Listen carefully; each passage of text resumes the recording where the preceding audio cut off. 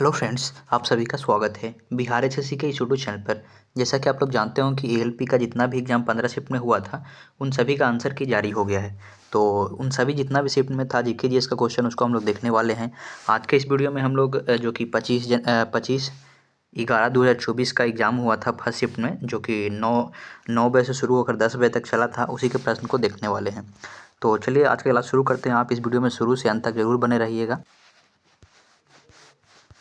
चलिए आज का पहला क्वेश्चन ये है, तीसरा नंबर साइंस का क्वेश्चन है कि पदार्थ के कण किसके कारण निरंतरण गतिमान रहते हैं। तो ये गतिज ऊर्जा के कारण निरंतरण गतिमान रहते हैं। ऑप्शन नंबर इसका ए राइट आंसर हो जाएगा।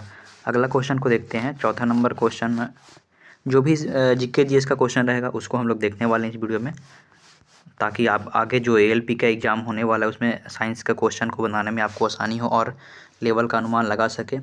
आठवां नंबर क्वेश्चन है, निम्नलिखित में से कौन सा रेखित पेशियाँ की विशेषताएं हैं। रेखित पेशियों की विशेषताएं, तो ये बेलनाकार, अशाखित और बहुकेंद्रीय होते हैं। ऑप्शन नंबर इसका सी राइट आंसर हो जाएगा। अगला क्वेश्चन 9वां नंबर क्वेश्चन है कि किस वर्ष दिल्ली उच्च न्यायालय ने बार काउंसिल चुनावों में महिला वकीलों के लिए 33% आरक्षण की याचिका के संबंध में नोटिस जारी किया था। तो ये 2024 में हो जाएगा। ये करंट अफेयर्स का क्वेश्चन था 2024। अगला क्वेश्चन को देखते हैं। 11 नंबर क्वेश्चन है कि उत्तल दर्पण से प्रकाश के प्रवर्तन के मामले में जब प्रकाश का एक समानांतर किरण प्रवर्तक सतह से आपतित होती है तो परिवर्तित प्रकाश खाली स्थान प्रतीत होता है, तो मुख्य केंद्र से अपसारित हुआ प्रतीत होता है। ऑप्शन नंबर इसका बी राइट आंसर हो जाएगा। मुख्य केंद्र से अपसारित होता हुआ प्रतीत होता है। अगला क्वेश्चन है 13 नंबर क्वेश्चन है कि मस्तिष्क से निकलने वाली कपाल तंत्रिकाएं और मेरुरज्जु से निकलने वाली मेरु तंत्रिकाएं मिलकर किसका निर्माण करती हैं।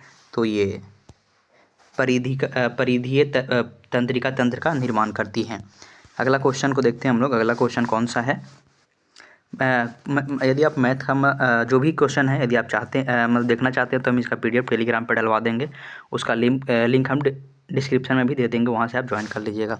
अगला क्वेश्चन है कि किसी वस्तु द्वारा इसकी स्थिति या विन्यास में परिवर्तन का कारण प्राप्त ऊर्जा को कहते हैं। तो स्थितिज ऊर्जा कहते हैं। फिर से देखते हैं, किसी वस्तु द्वारा इसकी स्थिति या विन्यास में परिवर्तन के कारण प्राप्त ऊर्जा को कहते हैं। तो स्थितिज ऊर्जा कहते हैं। क्वेश्चन है 19 नंबर क्वेश्चन है कि एटीपी का उत्पादन किस कोशिकांग में होता है। तो एक सूत्रकणिका में होता है। एटीपी का निर्माण किस कोशिकांग में होता है। तो सूत्रकणिका में होता है। 20 नंबर क्वेश्चन है कि तारों का टिमटिमाना खाली स्थान परिघटना से संबंधित है। तो प्रकाश के अपवर्तन से संबंधित है। 21 नंबर क्वेश्चन, हाँ यहाँ पे 22 नंबर करंट अफेयर्स का क्वेश्चन है कि the miracle makers Indian cricketers greatest epic पुस्तक के लेखक निम्नलिखित में से कौन है। तो भरत सुदर्शन हो जाएंगे। ऑप्शन नंबर सुदर्शन हो जाएंगे। ऑप्शन नंबर इसका सी राइट आंसर हो जाएगा। और ये भी करंट अफेयर्स का क्वेश्चन है कि भारत सरकार ने विज्ञान प्रौद्योगिकी और नवाचार के क्षेत्र में राष्ट्रीय पुरस्कार का एक नया सेट शुरू किया है, जिसे राष्ट्रीय विज्ञान पुरस्कार के रूप में जाना जाता है। वह पुरस्कार कितनी श्रेणियों में प्रदान की जाती है। तो ये 4 श्रेणियों में प्रदान की जाती है। यहाँ साइंस का क्वेश्चन है कि निम्नलिखित में से कौन सा उपकरण विद्युत धारा के चुंबकीय प्रभाव का उपयोग नहीं करता है। विद्युत धारा के चुंबकीय प्रभाव का उपयोग नहीं करता है। तो ये चुंबकीय दिक्सूचक है जो कि विद्युत धारा के चुंबकीय प्रभाव का प्रयोग नहीं करता है, बल्कि इसके अलावा जो भी माइक्रोफोन, विद्युत जनित्र हो जाएगा, विद्युत मोटर, इन सभी में विद्युत चुंबकीय प्रभाव का प्रयोग होता है। लेकिन ऑप्शन नंबर सी में दिया गया है उसमें नहीं होता है। 25 नंबर क्वेश्चन है कि केंद्रीय बजट 2024 में वित्त मंत्री ने कृषि के उत्पादकता बढ़ाने के लिए किस पहल की घोषणा की है। तो कृषि अनुसंधान सेटअप की व्यापारिक समीक्षा की है। अगला क्वेश्चन है 26 नंबर क्वेश्चन है, स्त्री बात कर रहा है, लॉन्ड्री आयरन और electric roaster, electric oven, electric केतली और इलेक्ट्रॉनिक हीटर जैसे विद्युत उपकरण विद्युत धारा के किस प्रभाव पर आधारित है, तो उसमें ये प्रभाव पर आधारित है। 27 नंबर क्वेश्चन रीजनिंग है, आगे देखते हैं। ये मैथ का क्वेश्चन है,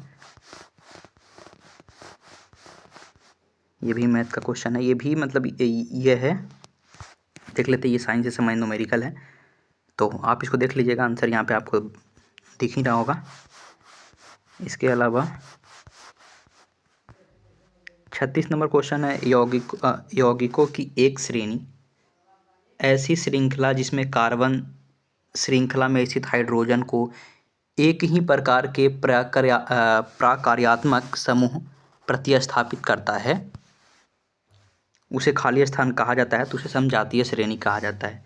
फिर से देखते हैं, यौगिक की एक ऐसी श्रेणी जिसमें कार्बन श्रृंखला में स्थित हाइड्रोजन का एक ही प्रकार के क्रियात्मक समूह को प्रतिस्थापित करता है, उसे समजातीय श्रेणी कहते हैं। अगला क्वेश्चन को देखते हैं, 38 नंबर। ये 39 में भी है। 39 नंबर क्वेश्चन है कि जब हाइड्रोक्लोरिक अम्ल के साथ अभिक्रिया करते हुए निम्न में से क्या प्राप्त होता है। जब हाइड्रोक्लोरिक अम्ल जल के साथ अभिक्रिया करता है, हाइड्रोलिक अम्ल है जो जल के साथ अभिक्रिया करने पर क्या प्राप्त होता है, तो H3O+ और ये Cl- दोनों हो जाएगा। ऑप्शन नंबर इसका सी राइट आंसर हो जाएगा। अगला क्वेश्चन को देखते हैं। यहाँ पे 41 नंबर क्वेश्चन है कि जेली की स्थिति में निम्नलिखित में से कौन सी परिक्षिप्त प्रवस्था होती है। जेली की स्थिति में तो ये द्रव्य प्रवस्था हो जाएगा। ये संतुलित अभिक्रिया से संबंधित है। संतुलित अभिक्रिया का चयन करें तो ये ऑप्शन नंबर इसका सी वाला हो जाएगा। आप देख लीजिएगा इसको। अगला क्वेश्चन को देखते हैं। अगला क्वेश्चन साइंस या जीके का है, कौन सा है। हाँ, यहाँ पे करंट अफेयर्स का क्वेश्चन है कि भारत के इसको थोड़ा जूम कर लेते हैं।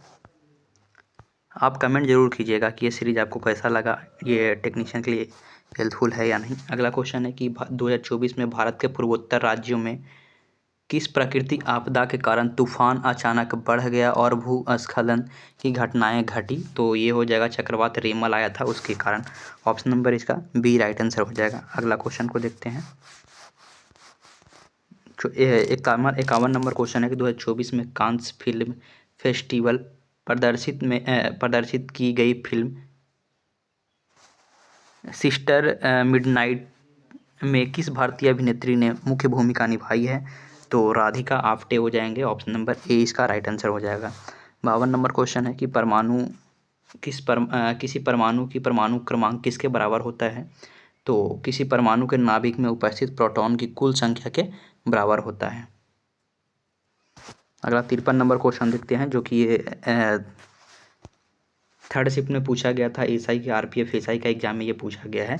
ये मतलब ये क्वेश्चन नहीं था, पर गिंजी किला से संबंधित था कि जिसे यूनेस्को विश्व धरोहर दर्ज देने के लिए नामांकित किया गया था, किस राज्य में है, तो ये तमिलनाडु में है। अगला क्वेश्चन को देखते हैं।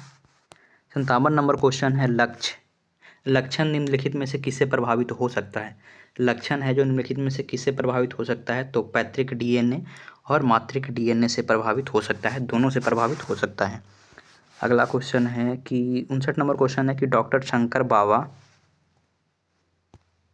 पुंडलिकराव पाप लाकर खाली स्थान के जीवन को बेहतर बनाने के प्रति अपने समर्पण के लिए जाने जाते हैं, तो वो है एक दिव्यांग और निराक्षित बच्चों के जीवन को बेहतर बनाने के लिए जाने जाते हैं। ऑप्शन नंबर इसका ए राइट आंसर हो जाएगा। अगला क्वेश्चन है, हाँ अगला क्वेश्चन है 61 नंबर क्वेश्चन है कि निम्नलिखित में से कौन सा विकल्प उन धातुओं को दर्शाता है जो ठंडे जल के साथ अभिक्रिया नहीं करती है। ठंडे जल के साथ अभिक्रिया नहीं करती है, तो एल्यूमिनियम हो जाएगा, आयरन और जिंक हो जाएगा। एल्यूमिनियम, आयरन, जिंक है जो कि ठंडे जल के साथ अभिक्रिया नहीं करता है। 62 नंबर क्वेश्चन है कि सितंबर 2024 में सशस्त्र सीमा बल के महानिदेशक के रूप में नियुक्त किया गया है, तो ये अमृत मोहन प्रसाद हो जाएंगे।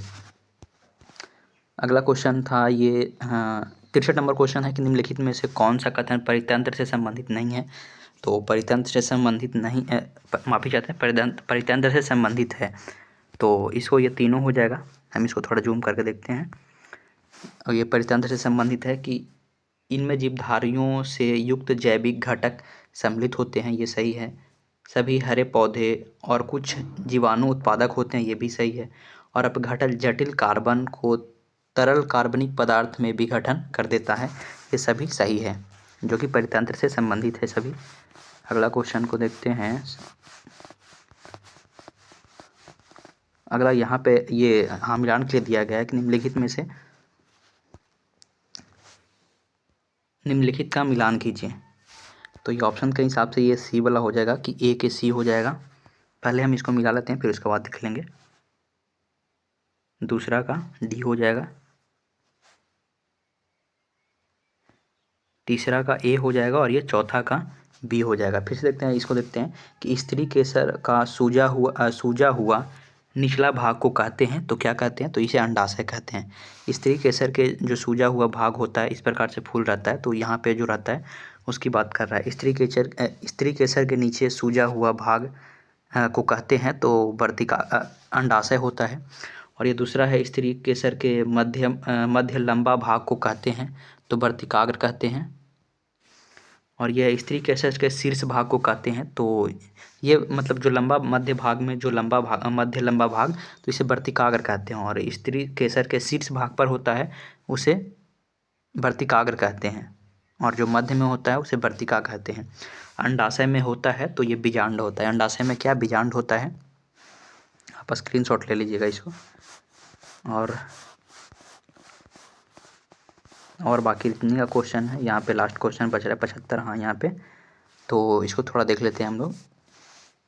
खेलो इंडिया यूथ गेम्स के 6ठे संस्करण में निम्नलिखित में से किसने लड़कों की 1500 मीटर दौड़ में 3 मिनट 51 सेकेंड